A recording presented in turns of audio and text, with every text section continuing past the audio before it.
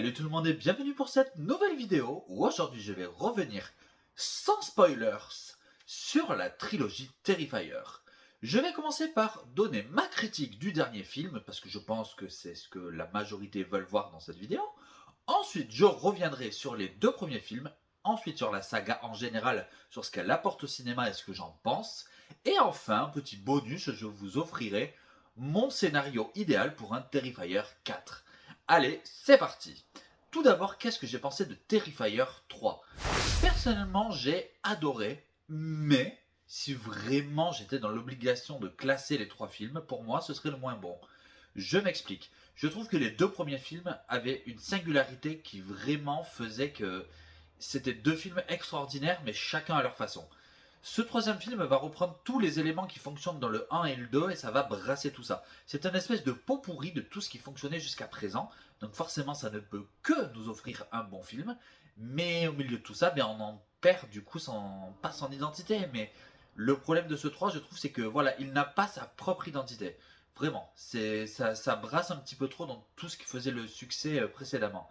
Je trouve que l'excès de gore n'est pas problématique, bien au contraire, mais c'est juste qu'on en oublierait presque la psychologie des personnages.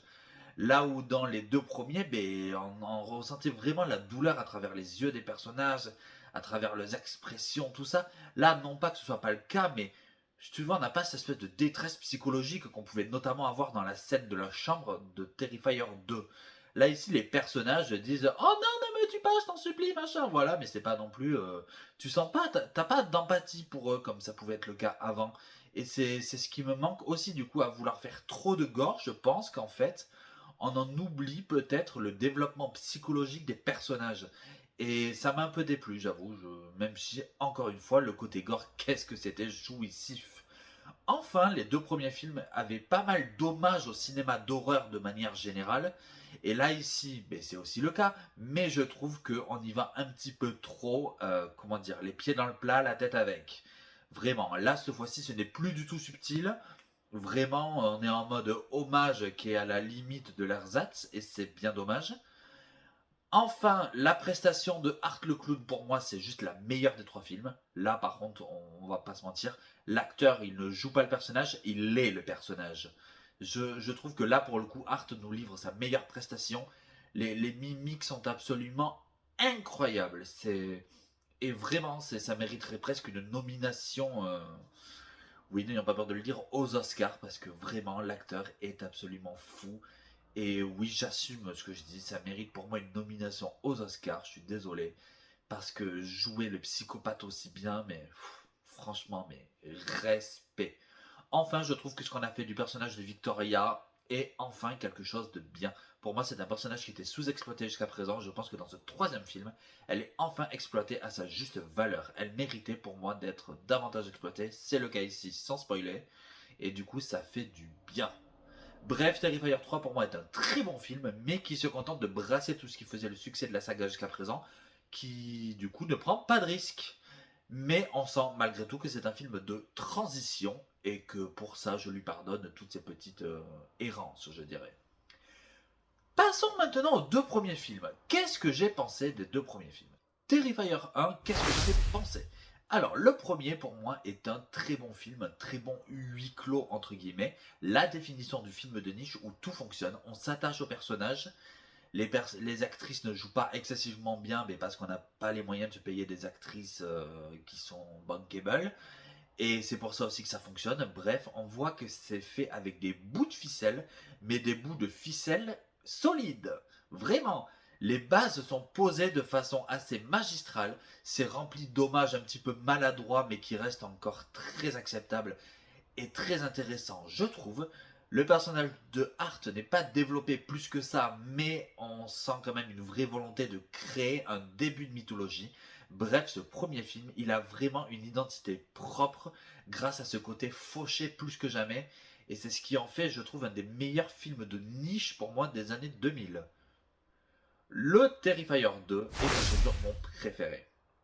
Je trouve qu'on est sur une espèce de montagne russe de folie, de gore, de psychologie, de personnages torturés, de scènes oniriques. Tout ça est brassé dans une espèce de déluge qui dure 2h18. pour le plus grand plaisir des fans. Et j'ai vraiment l'impression que si le film dure aussi longtemps, c'est parce qu'il y a un petit côté je veux que toi, spectateur, tu en ressortes complètement lessivé, complètement épuisé, en mode ah, j'en peux plus. Mais vraiment, c'est ça l'idée. Et c'est pour ça que pour moi, ce film, il est incroyable. Le 2, je trouve que c'est une masterclass et c'est probablement l'un des meilleurs films d'horreur des années 2010 et peut-être même le meilleur, franchement, on va pas se mentir. Oui, il y a des imperfections, oui, il y a quelques longueurs, mais c'est pour mieux maintenir le spectateur en haleine, c'est pour mieux lui apporter des choses qui seront très graves par la suite, qui seront très fortes. Encore une fois, on est sur des montagnes russes, donc sur les montagnes russes, il y a des moments où tu es comme ça, tu montes, c'est un peu long, mais quand tu es en haut, ah là là, zéro regret d'avoir perdu du temps à faire la montée. Vraiment, pour moi, le 2, voilà, c'est un film qui est parfait, qui a des micro-défauts, mais qui sont noyés au milieu d'une masse de choses réussies. Donc je trouve que Terrifier 2, c'est un cas d'école en termes de tout ce qu'il faut faire quand on a un très faible budget. Tout ce qu'il faut faire avec un faible budget pour réussir un film d'horreur et offrir quelque chose de très correct avec une vraie âme, une vraie identité. C'est ce qu'est Terrifier 2. Un produit unique en son genre, un film qui, à mon sens, peut se suffire à lui-même tant il a de choses à apporter. Parlons maintenant de la saga dans son ensemble.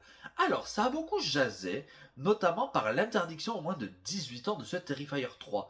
Eh bien, oui, je suis pas choqué, parce que si on interdit Saw 3 au moins de 18 ans, mais Terrifier 3 doit l'être aussi.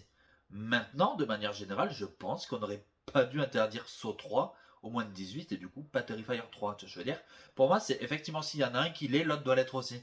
Mais de manière générale, si c'est moi qui choisissais, je n'aurais interdit aucun des deux. Je pense que cette saga est nécessaire à une époque où on ne peut plus rien dire, où on ne peut plus rien montrer. Ça fait du bien, mon Dieu, que ça fait du bien. Ça secoue le cinéma. Terrifier 3, à l'heure où je fais cette vidéo, est en train de défoncer Joker 2 au box-office, ce qui montre bien que les gens, ils en ont marre. Les gens, ils veulent des choses qui éclaboussent, ils veulent des choses où tu réfléchis pas. Ils veulent du cinéma popcorn, mais du cinéma popcorn bien écrit malgré tout. Ils ont juste envie de délirer, les gens, ils ont envie de se changer la tête et ils ont envie de voir ce que jusqu'à ici on leur a censuré parce qu'on estimait que censurer c'était mieux. Eh bien non, dans cette époque de censure extrême, Terrifier est une saga qui à mon sens est un cas de nécessité publique, vraiment. J'avais fait une autre vidéo où je parlais, rien à voir, mais de la saga Qu'est-ce qu'on a fait au bon Dieu, où je disais que même si certains pouvaient trouver ça pas drôle, c'était nécessaire dans le sens où c'était politiquement incorrect. Eh bien là, c'est pareil. C'est très politiquement incorrect, mais je pense qu'il faut que des sagas comme Terrifier puissent exister. Il faut montrer encore une fois que oui, on peut encore être libre de faire des œuvres totalement décomplexées comme ça. On peut encore être libre de faire ce genre de cinéma. Et on compte bien le dire haut et fort. Terrifier 3 explose tout sur son passage. Et tant mieux. Cette saga doit continuer. Il faut qu'on continue d'avoir un cinéma indépendant comme ça. Parce que sinon, clairement, Marvel et Disney vont continuer de tout bouffer. Et le cinéma redeviendra stérile, inutile et inintéressant. Vraiment. Et je veux pas que ça devienne comme ça. Bref, merci Terrifier d'exister, qu'on aime ou qu'on n'aime pas. Tu es nécessaire au bon fonctionnement du monde actuel, surtout le monde de l'art. Enfin, je vous l'avais promis, petit bonus, voilà quel serait pour moi le scénario idéal d'un Terrifier 4. Forcément, là je vous préviens, ça va spoiler à mort du coup. Hein. Donc voilà, mon scénario idéal de Terrifier 4 pour moi ce serait le suivant. Le film serait centré sur deux axes principaux. Le premier axe verrait Victoria et la nièce de Sienna en enfer. On voit à la fin de Terrifier 3 que le démon qui hantait Victoria est tué et le corps de Victoria tombe a priori en enfer avec la nièce de Sienna. Donc du coup, le film commencerait comme ça. Victoria se réveille en enfer où elle découvre qu'elle est redevenue humaine et là, à côté d'elle, la nièce de Sienna qui attendait sagement qu'elle se réveille. Pendant les trois quarts du film, on va suivre les deux héroïnes à travers les enfers qui tentent de trouver une sortie pour revenir sur Terre. Ça permettrait de développer un lien fraternel entre les deux personnages et de montrer également à quel point Victoria s'en veut du meurtre de sa sœur dans Terrifier 1 et à quel point elle s'en veut de ne pas réussir à la voir sauvée. Bref, en parallèle de ça, on suivrait également Sienna qui parcourt tous les États-Unis à la recherche de Hart, mais qui à chaque fois qu'elle arrive à le retrouver, arrive trop tard. Hart a tué des gens et est parti tuer d'autres gens plus loin. Bref, un petit peu comme dans la série Le Caméléon entre Jarod et Madame Parker, où à chaque fois elle arrive à le retrouver, mais trop tard. À quelques heures près, ce serait pareil. Sienna arrivera toujours à retrouver Hart, mais trop tard. Ce qui permet d'avoir pas mal de meurtres de Hart durant cette première partie. Et en parallèle, on aurait donc ces deux histoires qui finiraient par se chevaucher. Au bout d'un moment, Victoria et la nièce arrivent à sortir des enfers et à revenir sur Terre. Elle retrouve Sienna. Et là, Victoria annonce une bonne nouvelle à Sienna. Elle lui dit « J'ai trouvé comment vaincre Hart. Il suffit, entre guillemets, de le démembrer et de cacher toutes les parties du corps aussi loin les unes des autres afin qu'elles ne puissent pas se retrouver. Tout simplement. » Un petit peu comme avec le démon du juge dans la série Buffy contre les vampires, pour ceux qui connaissent. Les trois filles se mettent alors en quête de retrouver Hart pour le tuer définitivement. On aurait du coup une espèce de trio drôle de dames horrifique qui fonctionnerait du coup dans cette dernière partie du film. Et on arrive à ce climax où les trois filles affrontent Hart dans un combat titanesque. Victoria finirait par trouver la mort en se sacrifiant pour sauver la nièce de Sienna. La mort de Victoria permettrait de faire diversion pour que Sienna tue Hart définitivement. Une fois qu'elle l'a tué, elle le démembre. Et là, Sienna promet à sa nièce de revenir la chercher à cet endroit-là dans 1 an, après qu'elle ait caché toutes les parties de Hart à travers le globe, et à des endroits où seule elle aura le secret, parce qu'elle ne veut que personne d'autre soit au courant. 1 an après, on découvre que la nièce de Sienna est de nouveau à cet endroit-là. Elle attend que Sienna arrive. Malheureusement, Sienna n'arrive pas, du coup elle s'en va, et là, Sienna arrive.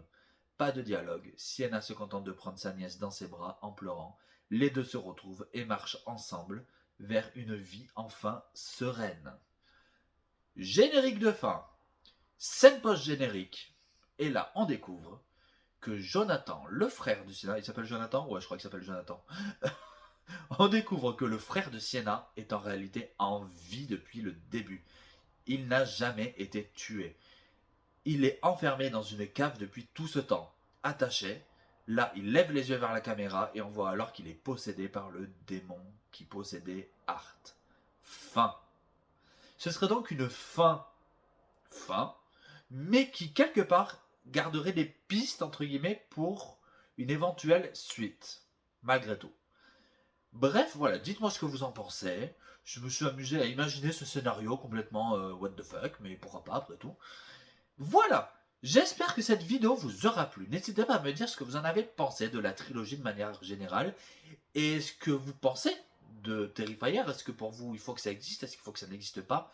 Si pour vous, effectivement, comme moi, il est important que ça existe à ce jour, n'hésitez pas à me le dire aussi. Si vous avez aimé, n'hésitez pas à liker, n'hésitez pas à partager et n'hésitez pas à vous abonner si ce n'est pas encore fait. En attendant, moi, je vous dis à très vite pour de nouvelles aventures. C'était ridicule ça. À bientôt.